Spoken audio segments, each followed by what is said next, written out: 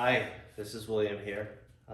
In this video, I'm going to explain how dry sump oiling system works. The basic idea is the same, but the execution and design could be different for each different company.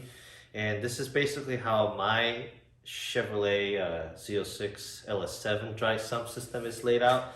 But it's pretty easy to understand because it's not an aftermarket dry sump system, so it's a lot easier to understand. So we're gonna approach the wet sump part first. So dry sump system is actually a hybrid design of wet sump and dry sump combined. And so if you look over here, this is my oil pan from my Corvette. And as you see, it's actually pretty shallow compared to regular other LS oil pans. And the reason why it's shallow is because majority of the oil isn't actually contained in the oil pan. Majority of the oil pan is actually contained in the dry sump tank, which is a completely different design, and I'll tell you why later. So this is the scavenge part of the pump, where there's an oil pan that sits about right here, okay?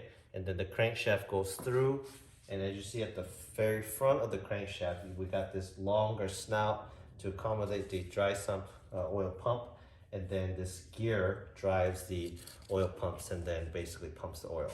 And if you look inside the dry sump oil pump, it's basically just like any other oil pump, but instead of having one gear, you got two gears. So this one back is for the low pressure wet sump oil pump, and this one on the outside is a high pressure dry sump oil pump.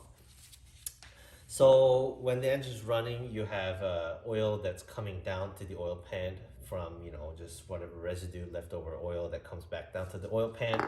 And once the oil accumulates in the oil pan, then the low pressure wet sump oil pan picks up the oil that's sitting in the oil pan with this pickup tube. Then this oil follows this track and obviously goes through this hole and then come back out from the other side, and then this oil then follows this line here and pumps into the dry sump tank.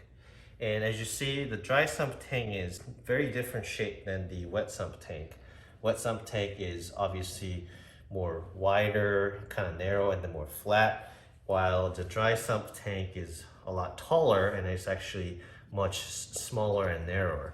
So here's a little demonstration I'm going to be doing. So most wet sump oil pan, which is at the bottom of the oil, is usually the length and width of the engine, for obvious reasons. So you have not enough height, but rather longer oil pan. And then, but when I basically shake this oil pan to simulate the high G situation, you'll see that at the center of the bucket, there's not a lot of water. And because a lot of the water from the centrifugal force stays at the outside of the oil pan. Now, this is the exact same amount of water, 750 milliliter, but this oil bucket, water bucket, is a lot taller and a lot narrower in diameter. So this is more like similar to the dry sump tank. And if you see in this situation, even if I simulate the high G situation, because the tank is a lot smaller and a lot taller, if you have the same amount of oil or liquid in here, basically the sump will be a lot more stable because it always has a lot more oil to pick up than this wider, bigger sump system, this oil tank system. So this dry sump tank, if I actually open it, and as you see, this is where I put the oil in, and then this is where the dipstick is. And this is basically vacuum port to the engine, basically, so there's always a suction here, and you'll see why. So if we open up the dry sump tank, the inside of the tank is basically nothing. You see a lot of metal shaving in there. It's not supposed to be there. That's from my engine. But basically, the oil from the wet sump system comes into this line, and from this line, it doesn't go directly into the tank, but rather follow this line and then go to the top of the dry sump tank. And as you see at the top of the dry sump tank, we got an air to oil separator design. So oil comes in here, and instead of directly just going accumulating into the dry sump tank, now we got an oil to air separator. And the reason why dry sump tank needs to filter air to oil is because if you look at this back at the wet sump tank design, as long as, you know, obviously if you're idling, the oil is going to stay pretty calm. But when you're braking hard, the oil is going to slush forward. If you're accelerating hard, oil will slush back. And then basically, when you're taking corners, the oil will slush left and right. So sometimes this pickup tube does not have enough oil to pick up, but rather it's going to suck up air because the pump is not modulated. There's no way for this pump to stop once the engine's running. So this pump is constantly running, picking up oil. And sometimes when under like a very hard driving situation, you don't have enough oil picking up through this pickup tube. So this pickup tube then starts picking up air because there's nothing for it to pick up. So when you have a very high mixture of air and oil coming into the dry sump tank, now you have a foamed up oil that comes into the dry sump tank. So the tank needs to be able to filter air. So the air, as you see, has a lot less density, rises to the top, and then gets sucked by this vacuum hoses and goes back into the engine. And then it gets ignited and then comes out to the combustion chamber. And rest of the oil that hasn't gone into the engine comes back down and drops into the oil tank, the dry sump tank.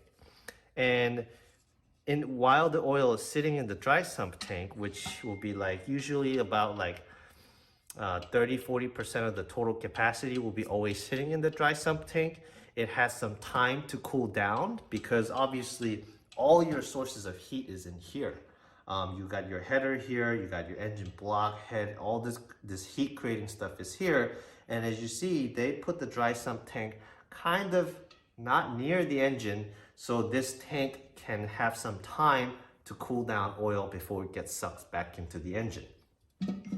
So there's the other line. Once the oil goes into the dry sump tank, there's a little filter there to filter any big debris or something. Obviously, it didn't quite do the job, but it gets filtered whatever medium-sized object, and then it goes into the input side of this oil line and goes back into the tank. But however, if you look at over here, it actually does not go back into the wet sump tank. Rather, the oil channels through, follows this different passage, and then goes into this hole, which then it goes to the high pressure side oil pump.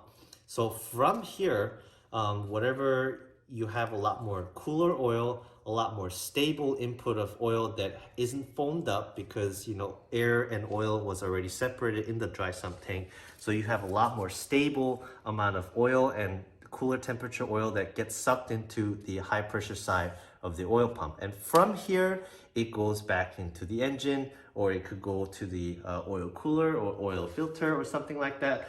But basically, that's basic design of the dry sump and wet sump. Some cars have the dry sump tank in like next to the engine, like Porsches. Some cars have it isolated like this one. I couldn't say which one's better. Obviously, I'm sure Porsches know what they're doing. And next thing is, because even dry sump is rather based on a wet sump design, there's still inherent flaws to it. Like for example, like this one, because this dry sump tank under heavy driving situation only collects about 3 quarts in the tank, whereas total capacity is close to 9 quarts. Sometimes it just doesn't have enough time to cool down, or enough time for it to like filter the foam, or just doesn't have enough oil, period. And because there's absolutely no baffle or any sort here, like I said earlier, if you're taking a really hard corner or something, this literally has nothing to pick up, and it'll just keep picking up air and foam, which won't provide clean oil into the dry sump tank, which is the reason why this engine blew up. This is my piece of my connecting rod bearing, and if you actually look over here, that is my, I think this is my cylinder 6 connecting rod bearing. And as you see, there is supposed to be a thin layer of oil between this and the crankshaft rod, which sits about like here, something like that, just for demonstration purposes. It basically spins, and this connecting rod bearing and the connecting rod journal technically is a sleeve bearing. It never touches because there's a thin layer of oil between it. And obviously, if it doesn't get oil, if it's not getting enough oil into this section, then you're going to start having issue where the connecting rod bearing will actually start touching the connecting rod, or I mean crankshaft or stuff like that. Creates a lot more friction. Friction equals heat, and basically it got so hot that it like basically welded itself to the crankshaft. And as you see, I have two halves of the connecting rod here. I don't know if the camera can catch it. And these guys got so hot, they're titanium, it completely welded itself to the crankshaft. And there's no way for me to get it off. So dry sump isn't a perfect system, but it's inherently a lot better than wet sump system. And hopefully that video helped a lot understanding the difference between the dry sump and wet sump. And hope you have a wonderful day.